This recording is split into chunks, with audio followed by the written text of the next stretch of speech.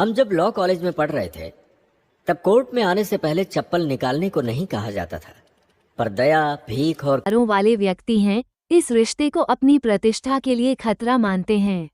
मंगापति अपनी सामाजिक स्थिति और मान सम्मान की रक्षा के लिए चंदू पर झूठे आरोप लगाते हैं और उसे पीओसीएसओ एक्ट के तहत गिरफ्तार करवा देते हैं।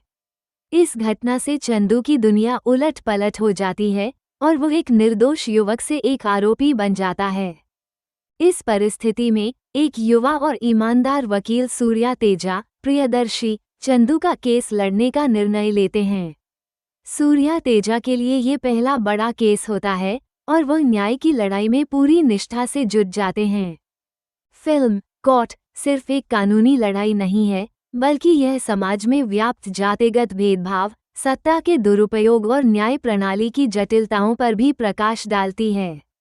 ये दिखाती है कि कैसे एक निर्दोष व्यक्ति को झूठे आरोपों में फंसाया जा सकता है और कैसे एक ईमानदार 2025 में रिलीज हुई Telugu film court state versus A nobody एक संवेदनशील और विचारोत्तेजक कोर्टरूम ड्रामा है जिसे निर्देशक राम जगदीश ने अपने निर्देशन की पहली फिल्म के रूप में प्रस्तुत किया है।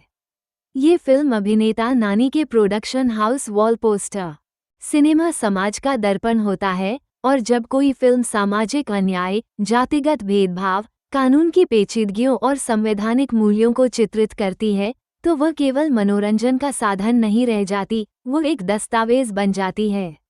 2025 में रिलीज हुई Telugu film court state vs a nobody, जिसे हिंदी में डब कर प्रस्तुत किया गया, ऐसी ही एक फिल्म है जो एक आम आदमी के खिलाफ खड़ी पूरी न्यायिक और सामाजिक व्यवस्था पर सवाल उठाती है।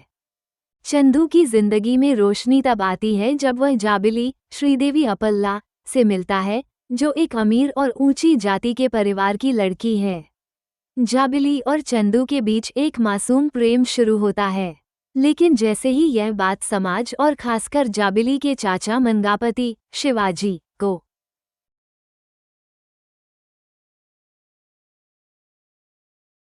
Thank you my Lord. भाई तू पहले ही बता चुका है कि तेरे सर तुझसे क्या पूछने वाले हैं। अगर इतना ही दिमाग तेज चलता है तो उन्होंने तुम्हें कोई केस क्यों नहीं दिया 3 साल से? घूम फिर कर तुम भी उसी टॉपिक पर आ गए हो ना। नहीं, मेरा मतलब इसका सवाल बिल्कुल सही है, हाँ। पर तुम ही बताओ लहरी, आज का केस अगर मुझे दिया होता तो मैं भी बिल्कुल सेम आर्गुमेंट्स करता ना।